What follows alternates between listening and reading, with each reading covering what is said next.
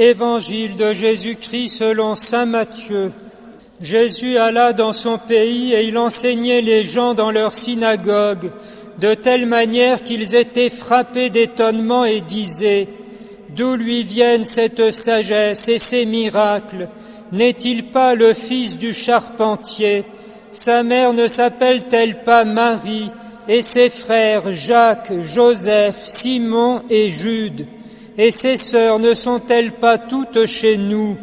Alors d'où lui vient tout cela? Et ils étaient profondément choqués à cause de lui. Jésus leur dit : un prophète n'est méprisé que dans sa patrie et dans sa propre maison. Et il ne fit pas beaucoup de miracles à cet endroit-là à cause de leur manque de foi.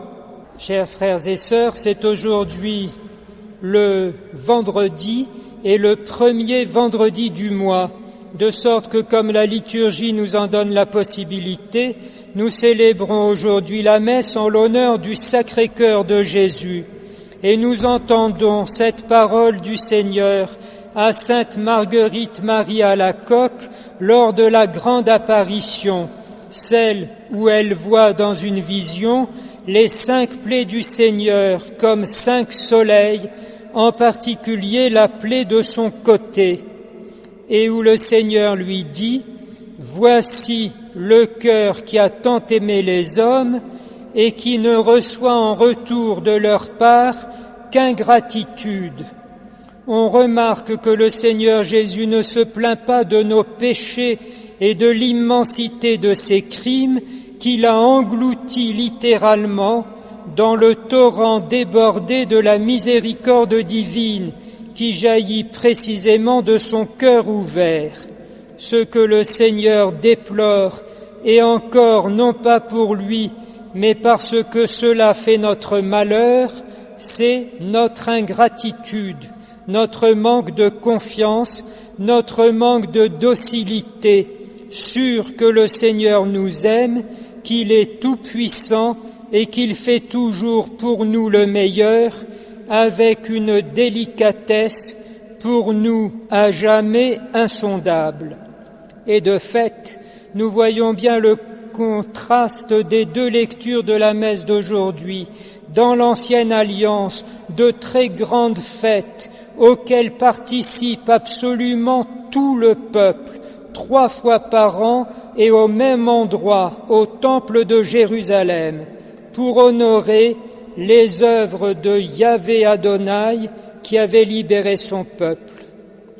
Et dans l'Évangile, comme dans l'Église jusqu'à actuellement au XXIe siècle, alors que nous célébrons les mystères de Dieu toujours avec nous comme il l'a promis, lui qui s'est fait l'un de nous, semblable à nous en toutes choses excepté le péché, il ne se passe rien du tout.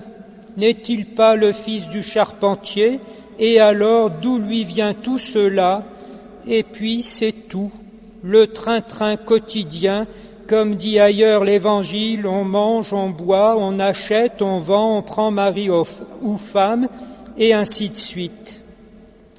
Pour pallier à cet inconvénient que représente, pensons-y, la plénitude à laquelle nous avons quotidiennement part, Mère Teresa avait fait mettre dans toutes les sacristies des chapelles de sa congrégation, en anglais, une petite affiche à l'intention du prêtre qui se prépare à célébrer la messe.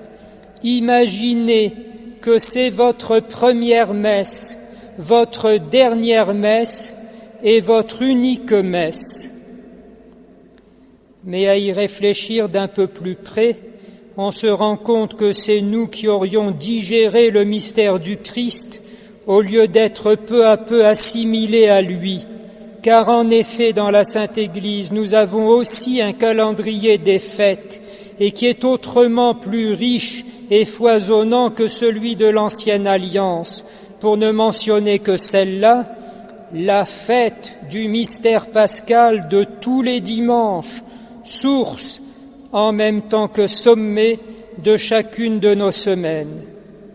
Pour pallier encore à cet inconvénient, nous avons tout simplement le rosaire qui nous permet d'énumérer humblement les mystères du Christ chaque jour, l'un après l'autre, de dizaine en dizaine, afin d'être toujours au-dedans de lui.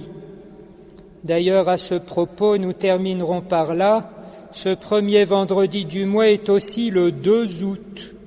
Et le 2 août, le calendrier nous propose l'indulgence plénière, c'est-à-dire la grâce qui nous ouvre le ciel en épongeant par pure indulgence et miséricorde toutes les réparations que nous n'aurions pas faites ou pas eu le temps de faire encore aux péchés que nous regrettons de tout notre cœur et qui nous ont été pardonnés. Une indulgence plénière que l'on peut même appliquer à un défunt s'il est encore au purgatoire, aux conditions, comme l'on dit, habituelles. Le 2 août, être dans l'église paroissiale, voilà, c'est fait. Y prier aux intentions du pape, nous rajouterons le « je crois en Dieu » à cette intention, voilà, c'est fait. Communier, ce sera dans quelques instants, et se confesser, on peut le faire pendant l'été tous les samedis entre 18h et 19h.